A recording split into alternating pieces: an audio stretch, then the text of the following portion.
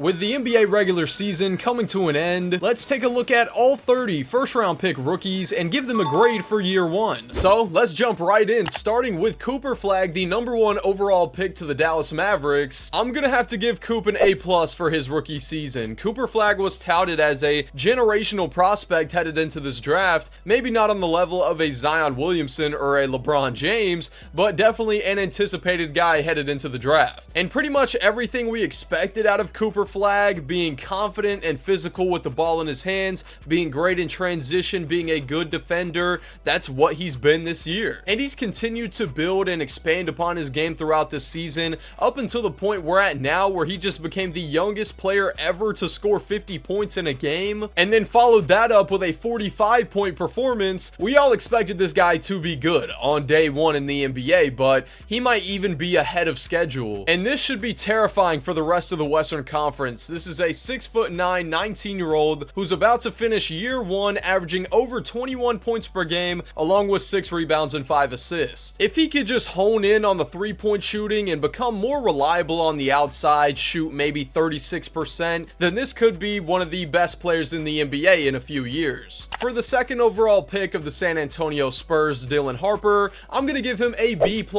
Now, when you're a top 2 pick in the draft, no matter what team or situation you're getting drafted to, the expectations are gonna be high. And the expectations for Dylan Harper was to be a shifty combo guard that can score in bunches coming off the bench behind De'Aaron Fox and Stephon Castle, and that's been exactly what he's been this year. He had his moments struggling a bit in the early season, but as the year's gone on to the point we're at now in April, he's looked so much more comfortable out there on the court. His efficiency's gone up, his playmaking has gotten better and better, and it looks like San Antonio has a legit building block at the guard spot in Dylan Harper. Let's take a word from today's sponsor, Kalshi. Kalshi is the largest prediction market in the US that lets you win money on thousands of different events, the weather, sports, reality TV, and more. You are not going up against a house with the edges stacked against you. It is peer-to-peer trading, real people, real opinions, real money. Sports, politics, pop culture, if it is happening, there is a market for it. And the best part, Kalshi is available everywhere, including California and Texas, so no matter where you are watching this from, you can get in on this right now. Here is how it works. You pick an event, say, will the Denver Nuggets win tonight? Or will JD Vance be the Republican nominee in 2028? You buy a yes or no contract and you are trading against other users who disagree with you. You can also jump in and out of your position anytime to lock in a win or cut a loss early. It is flexible, it is live, and it moves fast. Oh, and they have combos. Stack multiple predictions together and multiply your potential payout across completely different events. Look how clean this is. You've got game markets right here, political markets, entertainment. I am looking at who will be the Western Conference champions right now, and I love this one. Here is my take. I think the Spurs have a really good chance at winning the West, so I'm going with white. This is where putting your prediction on the line actually means something. New users, this is for you specifically. Download the Kalshi app, sign up with code C2C, trade just $10, and they are going to drop $10 back into your account. That is free money just for trying it out. It takes 5 minutes to set up, it works on your phone, and again, California, Texas, all 50 states, you are covered. Code is C2C, link is in the bio and the comments. Let's go. The third pick of the 76ers, VJ Edgecombe, I'm gonna give an A-. VJ has been exactly as advertised in the NBA. The confidence, the explosiveness, the aggression,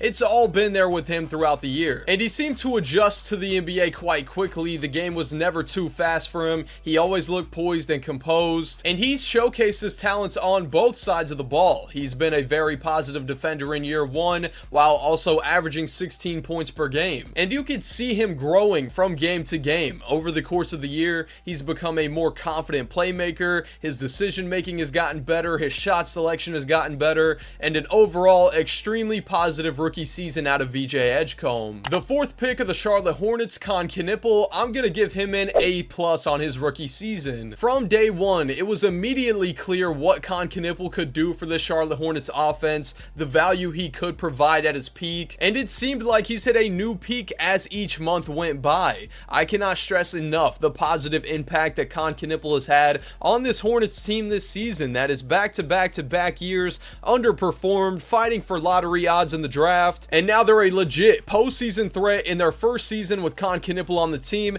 and that is not a coincidence. Yes, LaMelo and Brandon Miller have stayed healthy, lately, but the addition of Kon has just been excellent. He's averaging 19 points, 5 rebounds, 3 assists on 49% from the field and 44% from 3 on the season. He's been one of the best and efficient rookies in NBA history, flat out, and when you watch him play, you would think this guy's been in the league for 10 years. That is a great sign of things to come for the Charlotte Hornets and Kon Knueppel, who's had an excellent rookie season. The 5th pick of the Utah Jazz, Ace Bailey, I'm gonna give a B- for his rookie year. Now, honestly, I didn't know what to expect out of Ace Bailey in year 1 in the NBA. When you watched him in college, he was a shot chucker, which is fine, but I didn't know how that would work on this Utah Jazz team. But I was wrong about his game and how I thought it was going to translate to the NBA. He's been nothing even close to resembling a shot chucker in the league. He's been a very smart player on the floor, improving as a playmaker, making the right reads as the season's gone on.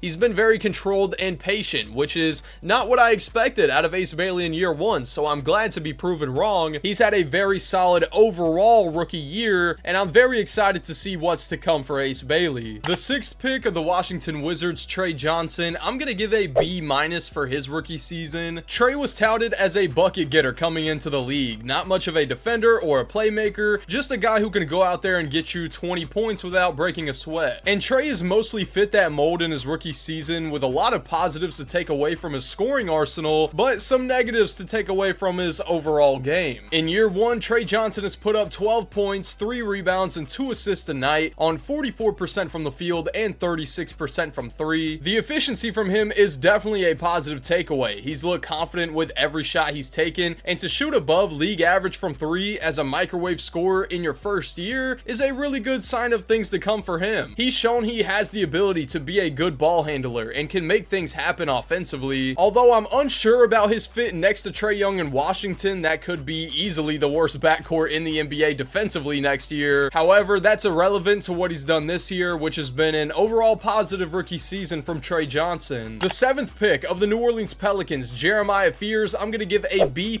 for his rookie season. There hasn't been much good to talk about in New Orleans. Almost everything that could have went wrong, but Jeremiah Fears has stood out as a legit scoring guard that's more than capable of starting, and he showed a ton of promise. He also just set the franchise rookie record with 40 points against the Utah Jazz, and not to that level, but you've seen these big time scoring performances from him sprinkled all throughout the season. He's a naturally gifted scorer, a guy I feel comfortable with being the lead ball handler of an offense. If he could just be more consistent with the scoring output and the shooting, then the Pelicans should have their guard of the future in Jeremiah Fears. The 8th pick of the Brooklyn Nets, Yegor Dimon, I'm gonna give a B- for his rookie year. This is a very complicating player for me to grade or to evaluate in general. Yegor, for a portion of the season, was shooting a higher percentage from the 3-point line than he was from the floor, which I don't know how to feel about for a rookie, because on one hand, it's great that this guard is able to shoot almost 40% from 3 in year 1, while it's also clear that he didn't have much control of his game offensively in between those lines, and he struggled to finish at the rim and in the mid-range, which he has improved on throughout the season, to be fair. But after these 52 games of year 1, I walk away being excited about what Yegor can be as a volume 3-point shooter, being solid both off the dribble and off the catch, but the rest of the necessary skills you would like to see out of this guard, the playmaking, the basketball IQ, the shot selection, it just wasn't all there this year. But I've seen enough positives in his game offensively to give him a B-, and I think he definitely has a bright future in the league. The 9th pick of the Toronto Raptors, Colin Murray-Boyles, I'm gonna give an A-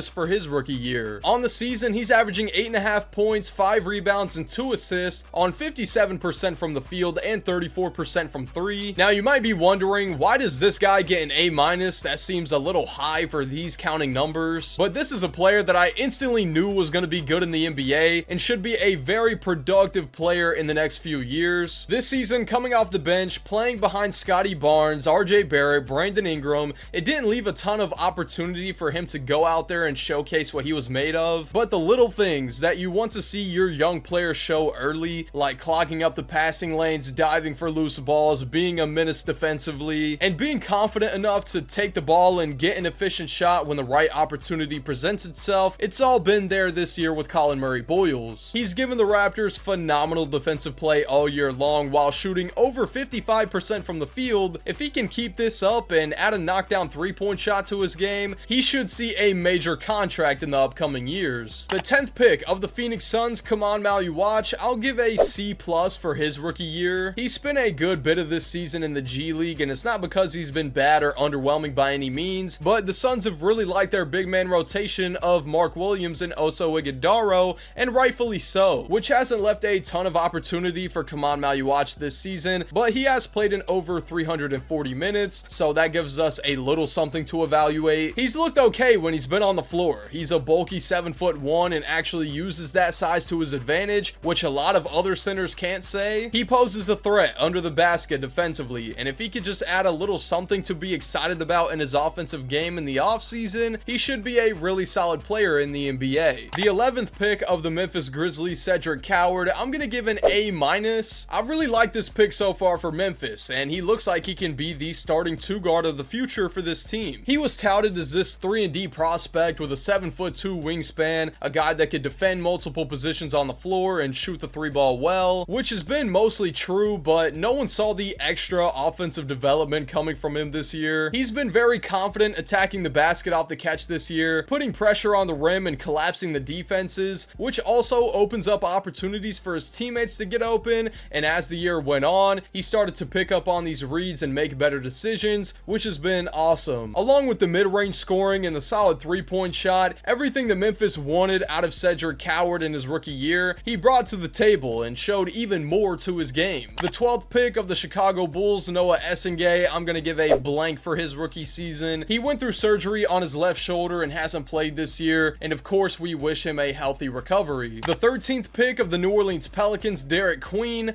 I'm gonna give a B+.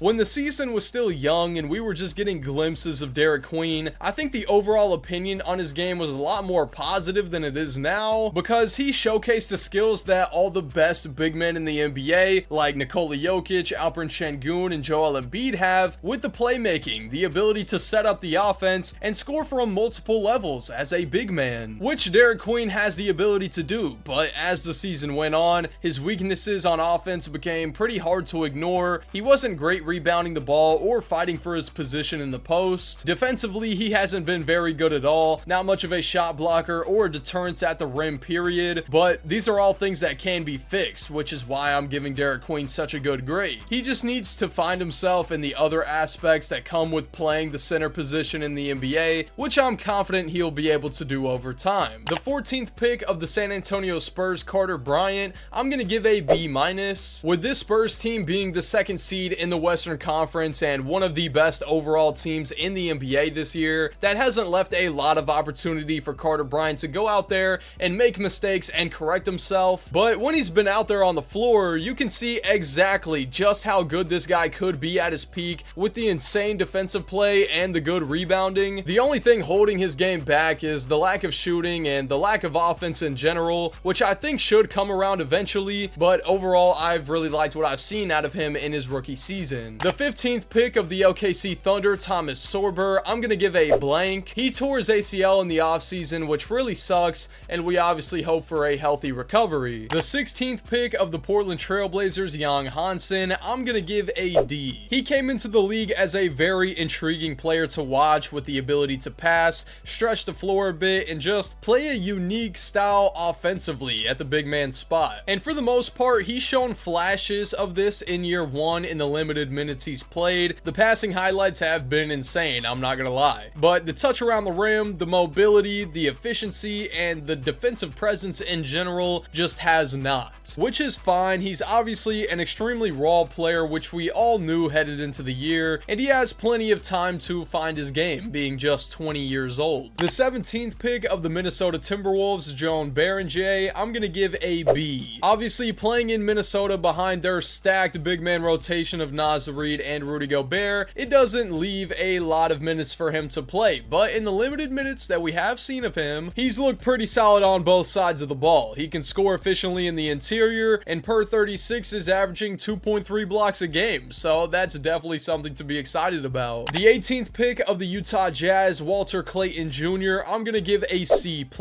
He spent half the season in Utah playing some shaky, inconsistent, but exciting basketball. He showed his ability to get up and down the floor quickly, control the pace of the offense, and score at the basket, but he was traded traded to Memphis halfway through year one, and the already iffy shooting splits dipped even further, and the confidence he built in Utah didn't seem to fully translate to his new team, which is completely understandable. Getting traded in year one is ridiculous, but if he wants to be a rotational guard in the league for a long time, he's going to have to show more confidence in his shooting at all three levels of the floor and slow down on the turnovers. The 19th pick of the Brooklyn Nets, Nolan Traore, I'll give a C+. Rookie guards are expected to be inconsistent and to struggle shooting the ball, which has been a large part of Nolan Traore's season. However, the flashes are abundantly there with him. The speed, the passing, and the mid-range scoring has all been a big part of what he does well, and as the season's gone on, he's only grown more and more confident in his game offensively. So overall, I like what he brings to the table for Brooklyn. He just needs to find a way to ride the momentum and carry on good games to the next. Just be consistent and he'll be a really good player. The 20th pick of the Miami Heat, Kasparas Jakushonis, I'll give a B-.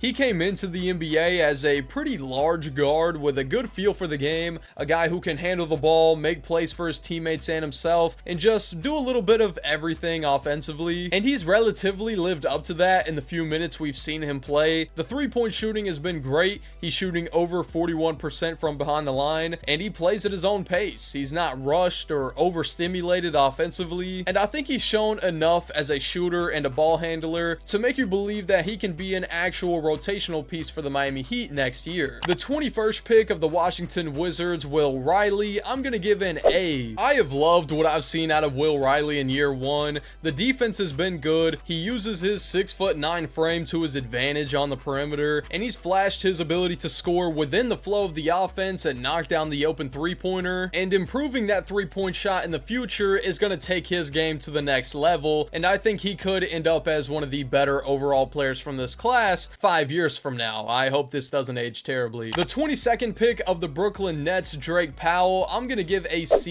I didn't mind the pick at all at the time for Brooklyn. A guy who can operate on the perimeter with the ball in his hands and shoot it well from deep is exactly the type of young guy this team should have been looking for, but overall, I'm a bit disappointed in his rookie season. The three-point shooting hasn't been good, and he hasn't provided the team much of anything off the ball. But like every other rookie, there's flashes of what Drake Powell could be when he's feeling it, and that's a wing who can score the ball with solid three-point shooting and patience within the offense, and hopefully that's what we can see him become in the future. The 23rd pick of the Atlanta Hawks, Asa Newell, I'll give a B. With the Hawks being loaded at the front court, there hasn't been many minutes for Asa Newell, but when he's gotten out there, he's made his mark. He's provided this team some good interior defense and efficient scoring from inside and outside, and that's all we could have asked for out of Asa Newell in year one. The 24th pick of the Sacramento Kings, Nick Clifford, I'll give a C. Nick was touted as an NBA-ready prospect, a guy who could come in and contribute right away with positive defense and a respectable overall offensive game, and that's been true to an extent. He does a little bit of everything on the floor. He can make the right pass, can handle the ball a bit, attack closeouts, knock down open shots when they're there, but he doesn't do any of this at an above mediocre level. He's just kind of been a body out there and blended in, and at 24 years old, I honestly hope to see a little bit more out of him in year one. The 25th pick of the Orlando Magic, Jace Richardson, I'll give a B. Jace is a smaller combo guard whose best capability is to shoot the ball and to score the ball, and he's given Orlando that at times this year. Although he hasn't played many minutes, he looks exactly as advertised in the NBA, and that's a good sign of things to come, and hopefully he's a part of this Magic rotation next year, because honestly, they could use everything Jace provides with the ball handling, the shooting, and the scoring. The 26th pick for the Brooklyn Nets, Ben Seraph, I'm gonna give a D. I wasn't sure how I felt about this pick when it was made, and after year one,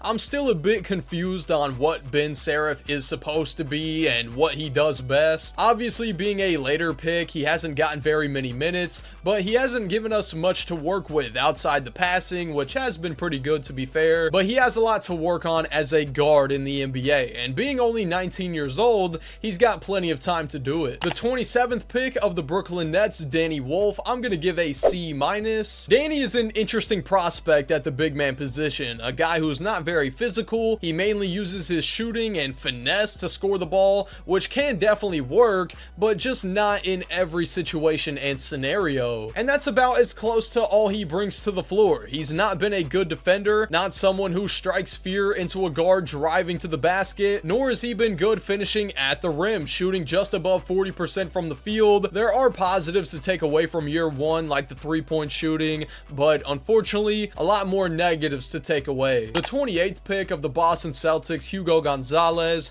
I'll give a B+. The Celtics missing their best player in Jason Tatum and blowing up half their roster, they needed some legit production out of their younger players, and Hugo Gonzalez has more than stepped up. He's been a legit defender, an efficient scorer in the restricted area, and brings that Celtics grit, the intensity, that fight for the game, and I'm confident he'll be a long-term piece in Boston. The 29th pick of the Charlotte Hornets, Liam McNeely, I'm gonna give a B-. Liam is a 6'7" forward whose best abilities are on the offensive side of the ball, with the scoring in the mid-range and behind the three-point line, and in his limited minutes, he's shot 40% from the field and 40% from three, so that checks out. But I'd like to see him expand a bit more on his game in year two. The 30th pick of the LA Clippers, Yannick Niederhauser, I'll give a B+.